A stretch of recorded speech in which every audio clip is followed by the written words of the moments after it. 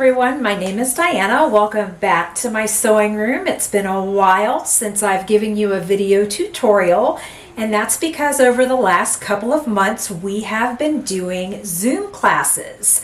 Normally when we hold our classes, they are in the shop, and as most of you know who are local, our classroom space is very, very small. So with everything going on with COVID right now, there's no way to effectively socially distance and have a decent class size in our classroom. So what we have done is we have started holding our classes over Zoom. And I have been doing those with some of the Tucker tools, some of the things that you saw me do tutorials on, I'm now doing full classes on. Costa and I will be doing Janome Club over Zoom, and then Costa will also be doing some embroidery classes for you over Zoom. So pay attention to our newsletter that's coming out, check our Facebook page, and you'll hear more about the classes that we have coming up. But today I wanted to give you just a quick tutorial on this laundry bag right here. So this is called the Loads of Fun laundry bag. This is a line of fabric that Lori got into the shop a few months ago. It's called Loads of Fun.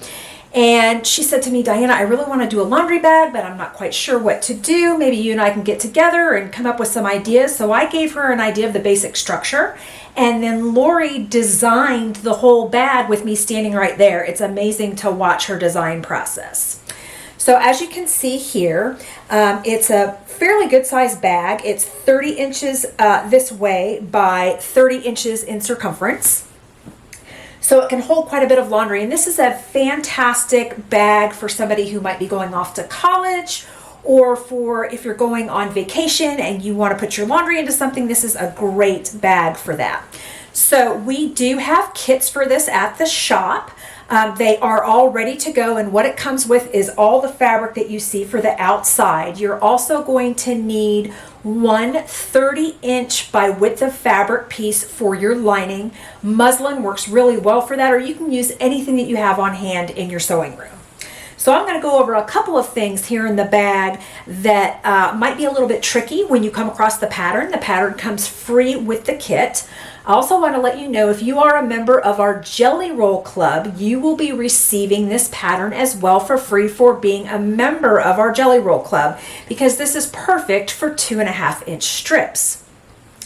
And we also want to let you know, if you join the Jelly Roll Club, you will receive this with your first shipment. You're also going to receive this pattern so that you can make this with your jelly rolls, and everything that you need is in the pattern itself. So let me go ahead and show you a couple of things on the bag that might be a little tricky when you come across the pattern. We'll go over here to my cutting table so I can show this to you. So one of the things that is really important about this is that you've got to cut the strips into certain size pieces. And I give you the sizes that you need to cut in your pattern. So what you'll want to do is trim off your selvage edges, and then follow the pattern for the size rectangles that you need to cut. So for instance here, and please note that I have this still folded in half. This is from a jelly roll strip. If you get the kit, you're going to be cutting these 2.5-inch strips, and you're going to want to keep them folded in half like this so that you get 2 of each rectangle as you're cutting. So for this first one here, I am going to make a cut at 3.5 inches, a cut at 4.5 inches, a cut at 5.5 inches, and then one more cut at 7.5 inches. So let me get this set here. Okay, and I'm going to do one more cut at 7.5 inches. Okay, now you can see these are all cut at different sizes, and what you're going to do is you're going to cut these from the different strips that you have, either from your jelly roll or from your kit.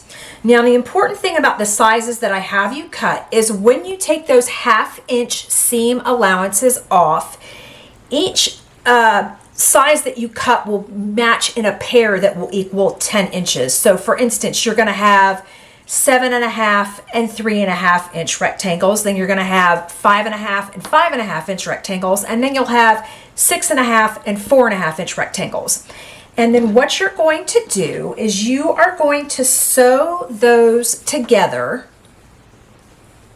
into strips like this. And so for instance, on this one, I've got two 5.5 inch strips, and I've got a 4.5 and a 6.5 inch strip. So what that means is once that's all put together, once you take all those 1/2 inches off those measurements, you're going to get a strip that equals 20 inches after you take your seam allowances out. And I talk about that in the pattern itself. So here's another one here that I've got that's done just a little bit differently. This one is a 6.5 and a 4.5 and a 3.5 and a 7.5 inch rectangle. And again, once those are all put together, they're going to equal 20 inches. And so when you go to put the top panel of your bag together, you're going to sew them together like this to get that random striping effect down your bag. Okay? So the next thing that I want to talk to you about is when you put your front side of your bag together, you need to have an area that will allow you to put your drawstrings into your bag. And what I call this in the panel or in the pattern is I call this the drawstring channel. Okay, so I'm going to show you how you're going to make that once you get this portion of the bag together. And just to let you know, this is just a smaller version of the bag. It is not the full-size version of the bag. So don't be concerned when you see that this is a different size. So here's what you're going to do. I have you marking part of the way down the top of the bag. Okay, so what you're going to do is you're going to start sewing to the first mark that you make, and you're going to backstitch really well. And part of the reason you want to backstitch really well on this is because this is going to get stress on it when you're pulling your drawstrings back and forth, okay? So then I went ahead and I cut my thread. I went down to the next line. I started and I backstitched. And then I went all the way around the bottom of the bag, and I'm going to show you in a minute about boxing it. So I did my seam allowance all the way around to the bottom, and then when I came back up to the other side, I did the exact same thing. I came up to that line that I marked, and I backstitched really well. I cut my thread, and I did the same thing right here. Okay? So the next thing that I want to show you is how to box the bottom of your bag. And if you look right here on the bag itself, you can see that this sits nice and flat because I have boxed the bottom of it. And what that does is it kind of allows you to put stuff in it, and then it will sit nice and flat at the bottom. Okay? So how you're going to do that is you are going to take the measurements that I give you in the pattern, and you're going to pull the bottom of your bag out like this, and you'll see that I've got these seams pressed open. And what I've done here is I have made sure that these seams are nested together really well. Okay, then I've gone ahead and I've drawn my line right here, and I've got clips on here so that as I take it over to the sewing machine, this does not come undone. And what I'm going to do is I'm going to sew directly on this line. Okay, so on this side here, you can see that I've already done that. I went ahead and I nested my seams, and then I sewed directly on that drawn line. And then what I'm going to do is I am going to trim off that little triangle that I made, okay? So that when you go to turn the bag right side out, you'll see on the bottom here, I'm going to come over to my main camera here and show you this. You'll see on the bottom here that you've got that little box area at the bottom that allows you to put something in your bag, and it'll sit flat when you put something in it. Okay? I'm also going to talk to you a little bit about the lining of the bag. And one of the things that you need to do for your lining is you're going to do the exact same thing that you did on your outside of your bag, but for your lining, you're not going to leave an opening for that drawstring. So you're going to sew around, and then when you get to the bottom, you're going to leave yourself an opening, and the measurement of that is also in the pattern. And this is where you're going to turn your bag inside out through the lining. Okay, So I leave that little bit of opening, and I made sure to back stitch when I left that opening, because there's going to be some stress put on that point, and you don't want those stitches to snap when you're pulling the bag through that opening. Okay? One other quick thing that I want to show you is when you put the bag together, and obviously the bottom of this one is not boxed, but I'm going to show you what I'm talking about here. So you're going to turn the outside of your bag inside out, and you're going to have the other portion of your bag, the lining of your bag, is going to be turned right side out. And you are going to put this in here, and you are going to sew around the top of the bag to put it together. Now, when you do that, and I'm hoping you'll be able to see this really well, you're going to have these two seams right here on your bag.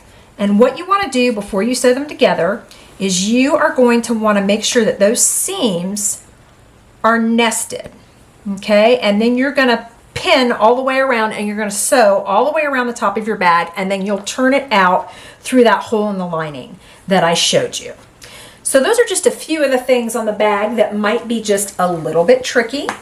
The pattern does have full pictures, and it gives you all the details that you need to make a bag. If you've ever constructed a bag before, you should find this one fairly simple.